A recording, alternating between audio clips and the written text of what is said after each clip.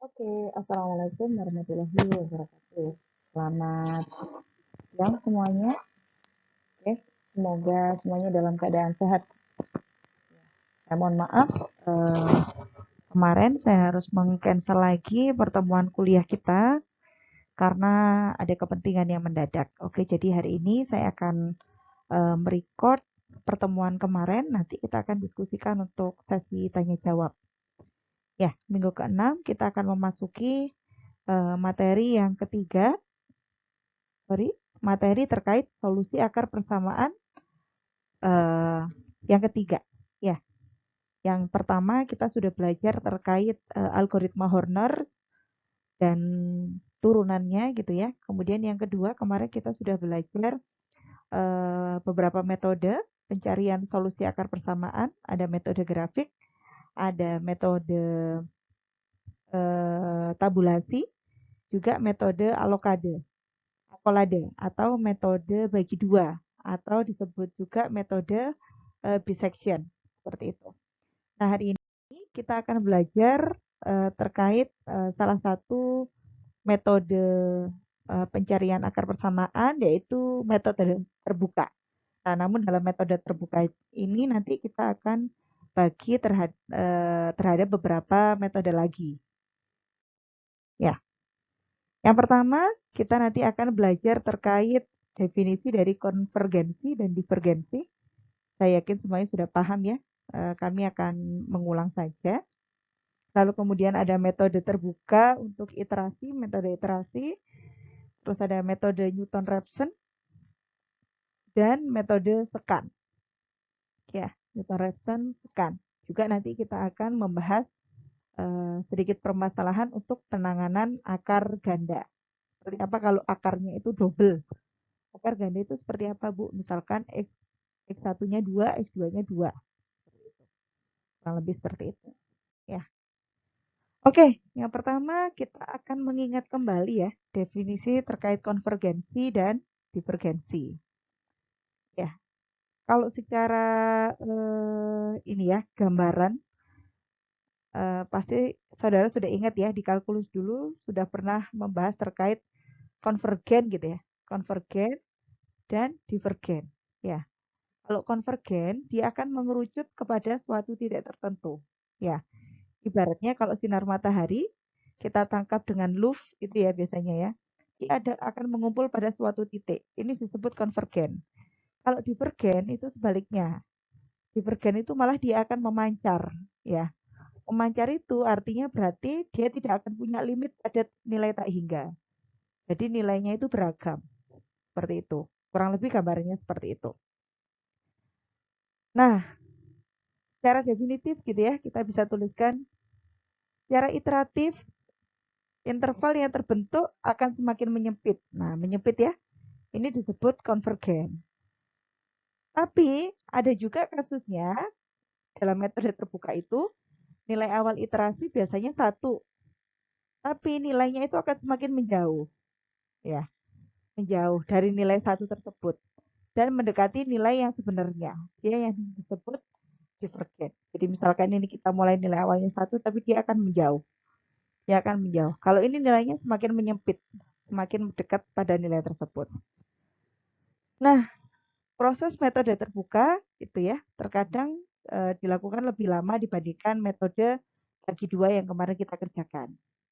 Tetapi jika kita sudah menemukan titiknya itu konvergen gitu ya, proses metode terbuka ini justru lebih cepat karena sudah jelas kita akan mengarah pada titik berapa. Seperti itu. Oke, selanjutnya. Nah, ini adalah bentuk contoh dari masalah yang konvergensi gitu ya. Misalkan kita menemukan eh, fungsinya itu bentuknya x pangkat 3 gitu ya, plus 6,6 x kuadrat plus 22,64 gitu ya. Lalu kita akan mencari nilai yang setelahnya gitu ya. Nilai setelahnya berarti kan xi, kalau setelahnya berarti ada plus 1 ya. Xi plus 1 dapat ditemukan dengan cara menghitung nilai Xi pangkat 3 ditambah 6,6 Xi pangkat 2 plus 22,64 Kenapa ini tidak ada tambahannya, Bu? Karena dia konstan. Ya, kita akan lakukan looping ya, iterasi seperti itu. Nah, ini kan kita nanti akan dapatkan S2 misalkan. Untuk S3 kita akan lakukan looping yang serupa seperti ini. Sehingga kita akan mendapatkan hasil yang sedemikian banyak. Ya, misalkan awalnya sekian, sekian, sekian, sekian, sekian, sekian. Dia akan mengerucut mendekati suatu nilai. Nah, kira-kira nilainya berapa? Kalau kita lihat, kita pantau ya. 1,098, 1,099, oh kemungkinan nilai akarnya itu adalah 1,01. Dan ternyata benar, akarnya itu adalah 1,10018. Nah, di sini kita bisa menghitung errornya. Kalau kita berhenti pada iterasi sini, kita akan memperoleh nilai errornya sekian. Dari mana pun nilai errornya? Silakan saudara buka ya di rumus yang sudah saya berikan. Nilai signifikan dikurangi dengan nilai dugaan gitu ya, dibagi dengan, ya silakan saudara buka sendiri ya, yang alfa sama beta. Ya, ada nilai yang ada dua macam error di sana. Ada yang bentuknya persen dan ada yang bentuknya nilai. Kalau persen berarti kita perlu mengalihkannya dengan 100%. Seperti itu. Nah, jika kita iterasinya stop di sini, kita akan mendapatkan error yang lebih kecil.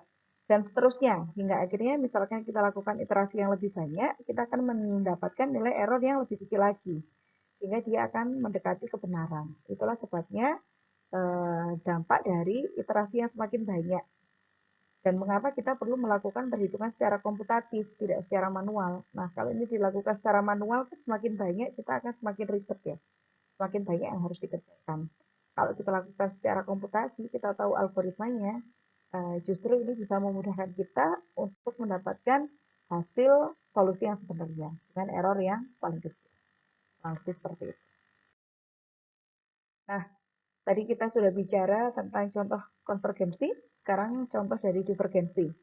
Seperti apa? Nah, ini ya berantakan. Seperti yang saya sampaikan tadi, kalau konvergensi itu dia akan menyebar, jadi dia tidak akan menemukan titiknya. Semakin menyulitkan ini kalau kita akan mencari suatu akar persamaan tertentu dengan nilai yang tidak tentu, kita tidak bisa menebak dengan mudah eh, bagaimana hasilnya. Seperti itu. Saya sarankan sih kita akan berfokus pada yang konvergensi saja. Seperti ini. Karena yang divergensi ini cukup menyulitkan kita untuk menemukan solusi yang terbaik. Nanti seperti itu.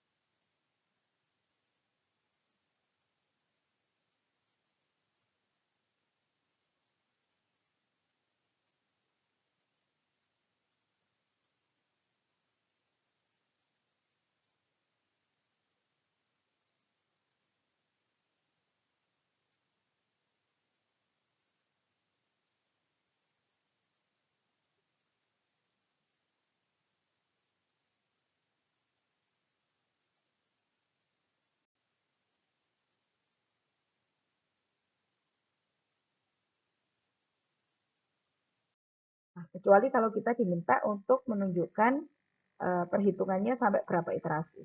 Seperti pada soal sebelumnya. Maka kita akan stop pada iterasi tersebut. Misalkan dicari sampai 7 iterasi. Ya udah, berapapun nilai errornya kita stop sampai iterasi ke-7. Nah, seperti itu. Jika ada yang ingin ditanyakan, boleh disimpan ya. Kita akan jadikan bahan diskusi. Selanjutnya kita akan masuk pada metode Newton-Raphson. Metode Newton-Raphson ini adalah metode yang paling terkenal dalam komputasi numerik, gitu ya. Dan paling banyak digunakan dan dilibatkan juga dibandingkan dengan metode lainnya. Seperti apa ini metodenya, gitu ya. Jika nilai perkiraan awal adalah kita sebutkan xi, gitu ya, maka dapat dibuat sebuah garis yang menyinggung fungsi fx. Misalkan saya sebut seperti ini, di titik xi, fxi. Garis singgung ini diyakini akan memotong sumbu x di suatu titik di dekat nilai yang akan kita cari. Jadi berapapun nilai singgung ini, dia akan suatu saat gitu ya, dia akan memotong sumbu x di suatu titik di dekat nilai yang kita cari. Harapannya seperti itu. Misalkan xi plus 1. Ini adalah konsep dari Newton-Raphson. Nah, sehingga ya saat nilai garis yang menyinggung tadi sudah memotong di sumbu x, misalkan di sini, potongannya ini kita akan bisa identifikasi ya. Ini nilai fxi-nya, ini adalah nilai h-nya. xi dikurang xi plus 1. Yang kemudian, dua bagian ini akan kita masukkan dalam rumus. Rumus apa? Ini. Untuk menunjukkan persamaan garis singgung tersebut, ya, kita dapat menggunakan turunan pertama pada titik xi yang menyatakan gradien atau kemiringan garis singgung tersebut. Misalkan kita bisa mencari f aksen xi, ya, turunan pertama dari xi dengan cara fxi dibagi h. Di mana nilai h-nya ini kita temukan, ini tinggal dibolak-balik aja ya. H-nya itu artinya sama dengan fxi dibagi f aksen xi. Nah, dengan demikian, untuk mencari nilai selanjutnya pada metode Newton-Raphson, kita bisa gunakan rumus ini. xi plus 1 sama dengan xi min fxi per f aksen xi. Kalau tadi kita di metode iterasi, kita untuk menemukan xn plus 1, kita hanya bisa mencari dari fungsinya, kita substitusikan xn gitu ya. Tapi pada metode Newton-Raphson, untuk mencari xn plus 1 atau xi plus 1, kita bisa mencari nilai xn dikurang fxn dibagi turunan dari xn. Nah, ini nanti kalau kita kerjakan secara manual akan lebih rumit ya. Karena kita masih perlu mencari nilai nilai xn yang kita substitusikan kepada f, kita juga masih mencari turunannya. Dan kemudian kita substitusikan nilai n-nya, nilai xn-nya. Ya, jadi kita akan bekerja 3 kali. Kita hitung ini dulu, kita hitung ini dulu, lalu kita masukkan fungsi ini. Ini tentunya akan lebih mudah ketika kita kerjakan dengan menggunakan suatu sistem komputasi. Ya, namun untuk konsepnya, saudara masih perlu belajar. Bagaimana sih konsep manualnya untuk menemukan suatu akar persamaan dengan menggunakan metode Newton-Raphson. Ya, ini yang ketiga ya, contohnya ya. Persamaan ini juga didapat dengan pendekatan rumus garis singgung, misalkan. Ini rumus persamaan garis singgung ya, seperti ini. Yang pada akhirnya dia akan menemukan akar yang sama. Untuk mencari xi plus 1, kita perlu menghitung nilai xi dikurang fxi dibagi f aksen xi. Ini yang perlu disimpan. Ini adalah metode penyelesaian dengan menggunakan Newton-Raphson. Penyelesaian akar persamaan dengan menggunakan Newton-Raphson. Nah, contoh. Nah, ini harus bergeser di sini ya. Sekali lagi, carilah akar persamaan nilai fx sama dengan e pangkat min x dikurang x menggunakan metode Newton-Raphson dengan nilai awal x0 sama dengan 0. Oke, kita akan menghitung turunannya dulu. Ya, kita perlu tahu turunannya dulu. F aksen x sama dengan min e pangkat min x min 1. Gitu ya, ini turunannya. Nah, kita akan hitung satu persatu. F0, fx0 di mana 0 gitu ya. pangkat min 0 itu adalah 1 ya. 1 dikurang 0 adalah 1. Ya, nolnya ini ya. Terus kemudian nilai F aksen 0. F aksen 0 berarti min 1, min 1, min 2. Gitu ya. Min 1, min 1, min 2. Seperti itu. Nah, lalu kemudian kita masukkan ke sistem, ke rumus. X n plus 1, ya, kita anggap aja di sini X1 ya, karena kita punya X0, berarti X0 dikurangi, gitu ya. X0 dikurangi, X0 dikurangi, F0-nya adalah 1, F aksen 0-nya adalah min 2. Berarti X1-nya sama dengan ya, seperti itu. Lalu setengah kita gunakan untuk menghitung nilai X2. Untuk nilai X2, kita substitusikan lagi demikian, sehingga kita akan menemukan nilai pada berapa, iterasi yang keberapa. Seperti itu. Ya, nah ini kurang lebih, nah ini kita temukan ya. X0-nya 0, X1-nya kita temukan setengah atau 0,5. Ternyata errornya sekian. Kita cari lagi setengah, kita substitusikan, kita temukan lagi nilainya demikian. Sampai iterasi keempat ternyata nilainya sudah konvergen, sudah mengerucut. Ya wes, berarti solusinya kemungkinan 0,567 nilai X-nya. Benar ya, tadi kan kita juga menemukan 0,567. Dengan nilai errornya kurang lebih 0,0000 dan seterusnya. Ya, ini bagus sekali. Jadi error ini akan tetap kita gunakan selama kita kuliah komputasi numerik 1 semester ini ya. Jadi jangan dilupakan untuk rumusnya. Seperti itu. Oke, ini adalah kurang lebih gambarannya seperti ini ya. Nah, kemudian ada lagi pengembangan dari metode Newton-Raphson ya, yang dinamakan adalah metode sekan. Membuat turunan sebuah fungsi kadang memang tidak mudah. Dan itu menjadi salah satu kelemahan metode Newton-Raphson yang tadi kita bahas. Metode sekan ini menawarkan pendekatan lain, yaitu dengan membuat diferensial beda hingga.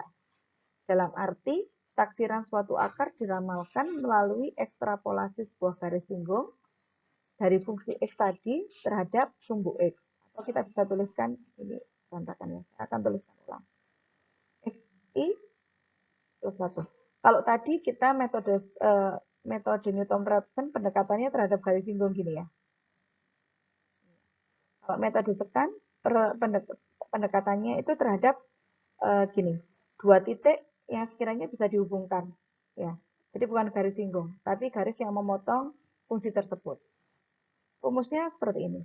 Xi plus 1 sama dengan Xi kurang Fxi dikali Xi kurang 1 gitu ya. Min Xi. Jadi kita tidak menggunakan turunan sama sekali, tapi kita menggunakan nilai yang sebelumnya. Kita perlu nilai sebelumnya. Dan seterusnya, gitu ya. Dua nilai sebelumnya. Kalau tadi Newton-Raphson kita membutuhkan satu langkah, satu nilai di depannya dan turunannya gitu ya. Kalau metode sekan kita membutuhkan dua langkah nilai di sebelumnya. Jadi kita harus punya dua nilai awal dulu untuk bisa menghitung suatu nilai. Seperti itu. Ya. Contoh, bisa berikan contohnya. Dengan menggunakan metode sekan, dapatkan akar persamaan dari ini. Masih soalnya yang sama. Nah, ini kan kita punya dua syarat awal ya. Ada X0 sama X-1. Karena pada prinsipnya metode sekan ini kita harus menggunakan dua nilai awal. Metode sekan memang memerlukan dua nilai awal, tetapi tidak mensyaratkan perubahan tanda sebagai batas interval. Sehingga metode ini tidak digolongkan dalam bentuk metode akulade. Ya, ini keterangannya. Oke, kita akan coba cari dengan rumus yang sama. Kita pakai gunakan X-1 dan X0. Kita substitusikan nilai X1 dan X0 kepada suatu fungsi yang ditanyakan tadi, yaitu Fx sama dengan E pangkat min X, gitu ya. Lalu kita temukan, kita hitung, kita temukan hasilnya. Oh, ternyata hasilnya kurang lebih ini, iterasi pertama. Errornya saya sudah temukan 8,0%. Oke, saya coba lagi Bu, lakukan iterasi yang kedua. Tadi kita sudah menemukan X1, sekarang kita akan mencari nilai X2. Berarti kita akan melibatkan nilai X1 dan X0. Dengan perhitungan yang sama, kita bisa menemukan hasilnya seperti ini dengan nilai error seperti ini. Kita akan coba lagi Bu, iterasi ketiga boleh ya. Iterasi ketiga berarti kita akan melibatkan X2 dan X1 gitu ya. X2 dan X1 ini pun juga harusnya fx2 ya.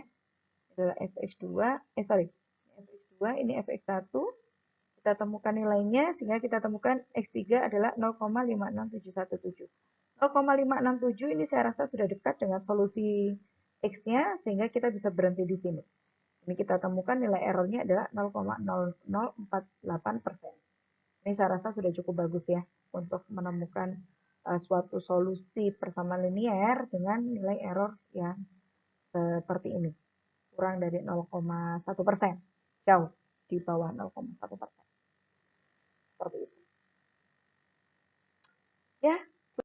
Nah, selanjutnya untuk akar ganda ya. Untuk akar ganda nanti kita akan mempelajari metode yang tidak termasuk pada metode akolade yang kita pelajari 2 minggu yang lalu di section dan kawan-kawan, tidak juga pada metode terbuka. Artinya ini adalah metode terbaru yang tidak masuk dalam 2 metode ini. Nah, akar ganda ini biasanya akan kita temukan pada polinomial yang derajat tinggi, biasanya derajat 3 ke atas. Nah, karena ini cakupannya nanti cukup panjang ya, nanti kita akan lanjutkan pada pertemuan selanjutnya. Nah, untuk melatih pemahaman kalian ya tentang apa yang sudah saya sampaikan hari ini, silakan saudara kerjakan ya. Satu saja latihan yang perlu saudara kerjakan dengan menggunakan metode Newton-Raphson. Di sini nilai X0-nya sudah saya berikan, tapi nanti jangan lupa diuji dulu apakah nilai X0 ini sesuai dengan syaratnya bahwa nilai X0-nya gini ya, harus kurang dari 1. Jika sudah sesuai, maka bisa saudara pilih supaya hasil yang kita temukan nanti adalah konvergen seperti yang kita pelajari baru saja. Ya, cakupan iterasinya di sini hanya sampai 3 iterasi. Saya rasa tidak susah, silakan saudara coba. Kurang lebih nanti nilai sesungguhnya itu ini. Ini bisa saudara gunakan sebagai acuan untuk menentukan error ya, untuk menemukan nilai errornya, baik relatif atau yang lain. Oke, saya rasa cukup untuk penjelasan materi ke-6 hari ini. Sampai berjumpa lagi pada materi ke-7. Ya, semangat untuk belajar dari rumah, tetap jaga kesehatan. Saya sampaikan lagi pesan dari Aristoteles ya, bahwa pendidikan itu mempunyai akar yang pahit, tapi buahnya manis. Jadi jangan pernah menyerah ya dari berproses, karena seringkali proses itu melelahkan, seringkali proses itu mengeluarkan air mata, seringkali proses itu membuat kita capek gitu ya. Namun percayalah bahwa setelah berproses Anda akan mendapatkan buah yang lebih manis daripada proses. Oke, demikian dari saya. Sampai ketemu lagi di pertemuan selanjutnya. Terima kasih. Saya akhiri. Assalamualaikum warahmatullahi wabarakatuh.